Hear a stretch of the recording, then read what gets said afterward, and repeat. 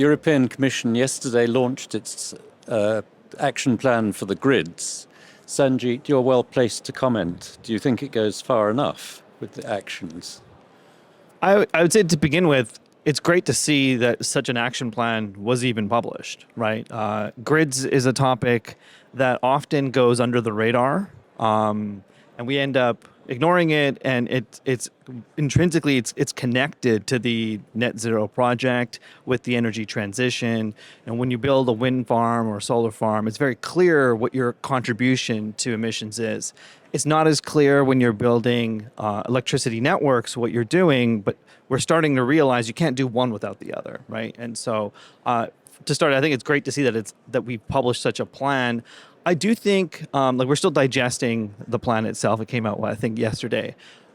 It's promising, right? It does start to crack some of the key issues that we would expect to see. So like one of the things that we expect is a higher share of public funding, and there's that discussion in there. And one other key issue is around anticipatory investment, which we think is actually crucial to achieving the pace of build-out that's needed for net zero. So we really need to accelerate towards 2030 to make sure that we have enough electricity grid infrastructure. We've fallen behind.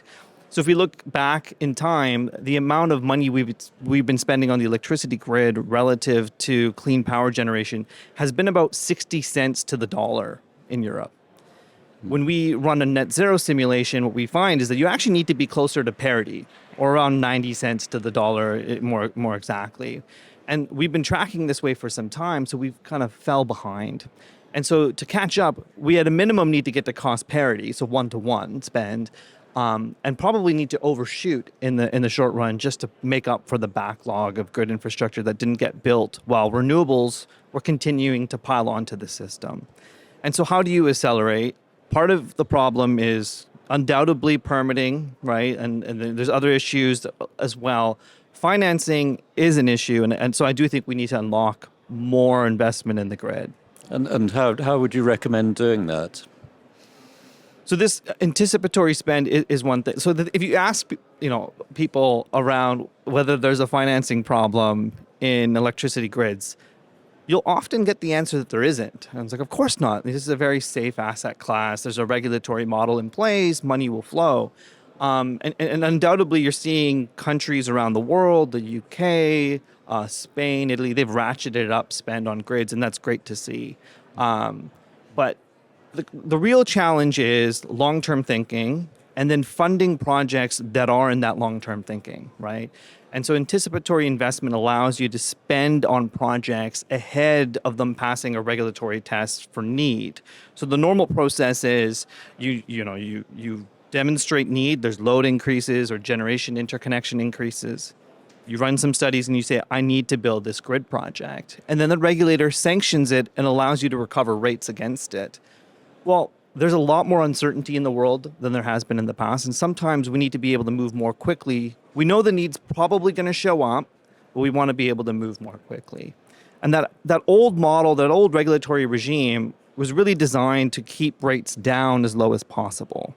And so you have kind of a one-sided problem where if you overspend, you build that white elephant, then you end up with a challenge. And if you underspend, okay, well then, it's not that bad.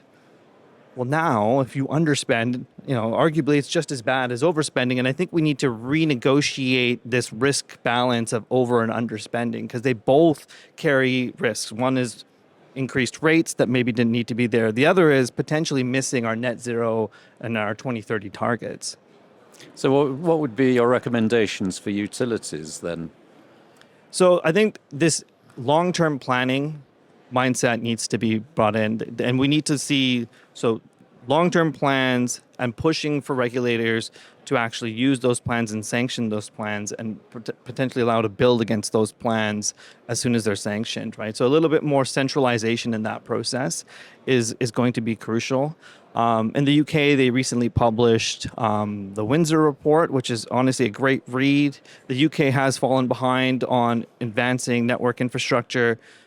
They've made a number of changes throughout the year, and The Windsor report has 19 recommendations in it, and they talk about spatial energy plans and then centralizing some of those processes. And so I think that's crucial. There's also a role for kind of more decentralized processes and decentralized planning to take place. There's a role for competition. And maybe I'll just comment briefly on the decentralized portion. Like, I think flexibility is going to be crucial. If you look at it on the distribution grid, the amount of infrastructure that needs to get added is extraordinary. You cannot dig up every single city street in London and replace it, right? Like, this is not going to be viable. So we need to find ways to not do that, to use the infrastructure we do have in place as efficiently as possible. Not because it's fun, not because it's cool, not because, digitalization is easy, but because we have to, and there's no way we're going to be able to hit our targets without it. So building up on this ability to use our distribution grid in a fundamentally different way is going to be a key challenge for us this decade. Okay, good. Well, thank you for your insights, Sanjeet.